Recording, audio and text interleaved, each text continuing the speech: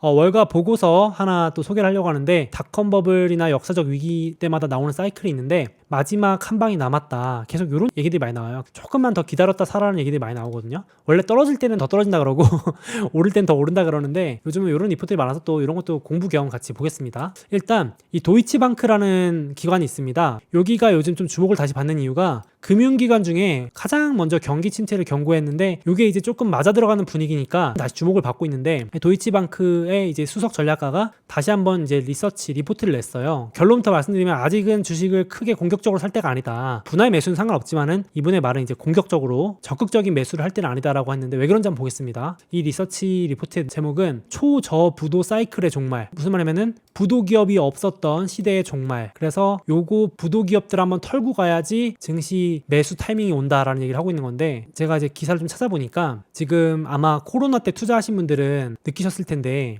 이 적자 기업들 비중이 엄청나게 많았거든요. 꿈과 스토리로만 올라간 기업들, 뭔지들 아시죠? 이렇게 지금 당장 돈도 못 버는데 앞으로의 계획, 5년 뒤 10년 뒤 계획으로만 가지고 상장해가지고 주가 엄청나게 올랐던 기업들, 그런 기업들이 이제 닷컴 버블 고점을 넘어선 적이 2020년 말입니다. 야, 저도 지금 보는 거지만 참 그때 광기의 일부였던 것 같긴 합니다. 저도 그 한복판에 있을 땐 솔직히 잘 몰랐어요. 야, 이게 말이 되나 싶으면서도 또 새로운 시대의 뉴 노멀이다 이러니까, 이때 2000년 닷컴 버블 고점일 때가 미국에 상장된 기업 중에 적자 기업의 비중 추이인데 한 60%가 적자 기업이라던 얘기예요. 엄청나죠? 미국 상장 기업 시가총액의 절반 이상이 적자였다는 얘기예요. 닷컴 버블 고점에서. 와, 돈도 못 버는데 절반 이상이 기업 가치를 차지했다는 거고, 2020년 고점일 때가 닷컴 버블 피크 거의 비슷했죠. 그렇죠? 지나고 보면 참 이렇게 신호들이 있었는데, 미국 상장 기업 중에 돈도 못 벌면서 상장돼 있어서 주가 막 올라서 된 기업들이 무려 61%. 야, 그래서 1970년대에 비해서 적자 기업 비중이 50년 만에 3배가 늘었다. 이게 한창 올 때는 이런 얘기 했었어요. 뉴 노멀이다. 지금은 성장주의 시대니까 맞다. 옛날하고 비교하지 마라. 이때는 제조업의 시대였고 엑소모빌 이런 기업들의 인기 있었던 시대고, 이때는 혁신주의 시대다 이러면서 또 얘기가 나오니까, 아, 시대가 바뀌었나 보다 이러면서 있는데, 또 이제 닷컴 버블 이후에 고점을 찍고 지금은 많이 거품이 빠지고 내려오고 있죠. 그래서 뭐니 해도 초저금리 시대가 막 내리면서 긴축 시대 오면서 금리 인상 시대, 고물가, 고유가, 고인플레 시대 오면서 적자 기업 비중도 확 씻고 내려가고 있는 상황인데, 이런 상황이니까 좀 더 있으면, 야, 이거 좀 섬뜩하죠 여러분. 파이낸셜 타임즈에서 곧 피바람이 불 거다, 이분의 리포트를 이제 소개한 겁니다. 아까 보여드린 도이치방크의 수석 전략가가 시장에 곧 피가 낭자할 때가 올 거래요. 아, 무섭습니다. 그래서 이런 유명한 말이 있죠. 피가 낭자할 때 사야 된다. 그것이 당신의 피일지라도. 저희도 이미 피 흘리고 있죠. 철철 흘리고 있는데, 피가 낭자할 때가 지금인 줄 알았는데 좀 있으면 온대요. 그래서 아, 이거 더 기다려야 되나 싶은데,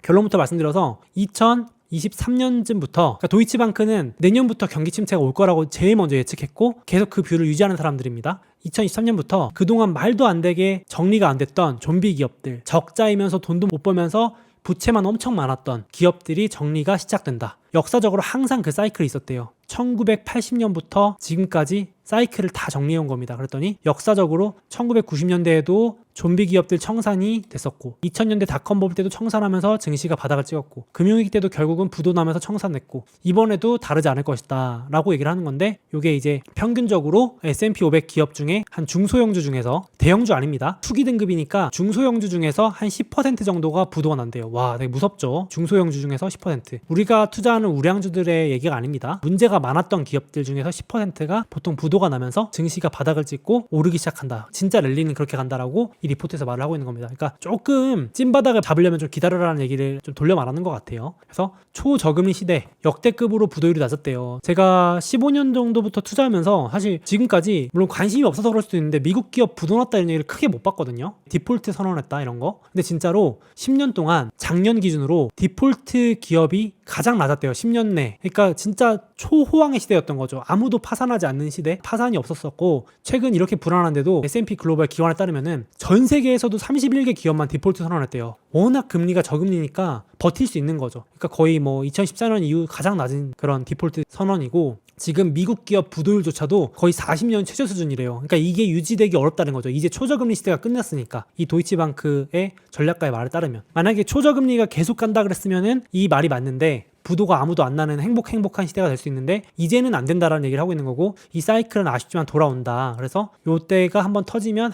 마지막 한 방이 나오면 그게 바닥 아니겠냐라는 얘기고, 공교롭게도 이번 주에 똑같은 얘기를 레이 달리오도 했습니다. 억만장자이면서 헤지펀드의 대장인 레이 달리오 있죠. 자산 배분의 대가 레이 달리오도 결국은 지금 경기 침체 혹은 스태그플레이션 뭐가 됐든 간에 구조적 인플레이션, 고물가 피할 수 없기 때문에 지금 당분간 고통은 커질 거고 경제가 위축되면서 금융자산 조정 및 하향이 좀 있을 수밖에 없다. 그래서 2023년에 고개 오면서 2024년에 중앙은행들이 결국은 금리를 인하하면서 다시 돈을 풀 수밖에 없다. 그러니까 이 말 바꿔서 하면 2023에서 24 사이에 한 방이 온다라는 얘기를 공교롭게도 미국의 헤지펀드 수장과 도이치방크 수석 전략가가 같은 말을 하고 있는 걸 알 수 있습니다. 그래서 같은 얘기를 하길래 묶어서 가져와 왔고요. 그래서 이분이 하나 팁을 준 게 이런 거예요. 조금 어려운 얘기일 수 있는데 앞서 소개를 해보자면은 과거의 스태그플레이션 장 1980년대 이제 앞에 오일 쇼크 2차례 막 지나가고 찐 상승을 하기 전 때 어떻게 했는지 보면은 첫 번째는 버블이 꺼지는 구간, 즉 PE가 꺼지는 구간, 그러니까 기업 이익은 견조한데 버블만, 프리미엄만 높았던 게 낮아지는 구간이 있는데 지금은 여기쯤이래요. 지금은 여기고 찐바닥은 이제 아까 말했듯이 부도 같은 게 터지면서 기업 이익이 못 버티고 낮아지는 구간, 이때가 이제 마지막 소위 말하는 패닉셀이 나오고 이제 막 장기 우상향인 거죠. 이제 그 뭐 5년, 10년 동안 그냥 묻어놔도 되는 시기인 거죠. 이때. 그리고 실제로 미국 요때 장기 우상향 또 했잖아요. 한동안. 그래서 요 시기다. 그래서 지금 싸다고 외치시는 분들은 요걸 말하는 건데 여기까지 한번 봐야 된다라고 이제 좀 더 긴 관점에서 말하는 것 같아요. 그렇죠? 그래서 요 얘기를 하는데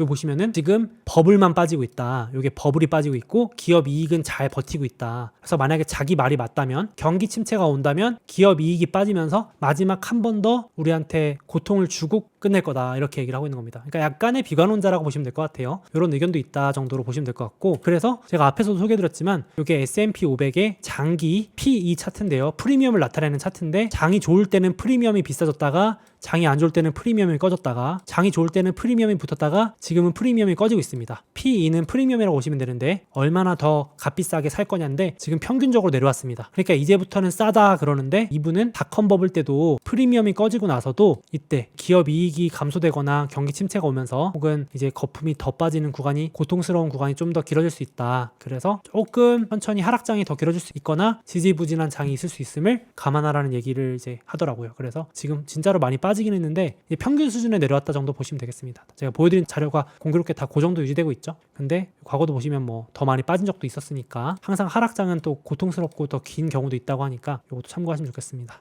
그럼 여러분들 뭘 보시면 되냐면은 한 번씩 제가 소개를 해드릴 건데 기업 잘 보시고 있다가 참 그런 일이 있으면 안 되겠지만 혹시나 미국의 중소형 기업들이 갑자기 부도나 파산 신청을 한다거나 디폴트 신청한다거나 이런 기사들이 많아지면 이런 이슈가 있을 수 있겠구나, 그게 이제 터지고 나면은 증시가 찐바닥이 나올 수 있겠구나, 뭐 이 정도 참고하시면 어떨까요? 이런 일이 안 일어날 수도 있는데 애널리스트 분의 말에 따르면 이 사이클은 필연적이래요. 무조건 사이클에 한 번씩은 올 수밖에 없대요. 이건 피해갈 수가 없다고 하더라고요. 그래서 맞는지 한번 저도 지켜보겠습니다. 그래서 한 10%대의 부도는 한번 털고 가야 된다. 좀비 기업들 털고 가야 증시가 진짜로 건강하게 오래오래 오른다. 이런 얘기를 하는 자료였습니다. 그래서 가져왔고 마지막 한 방을 조심하자 이런 건데 한번 또 유의를 해야 될 필요가 있겠습니다.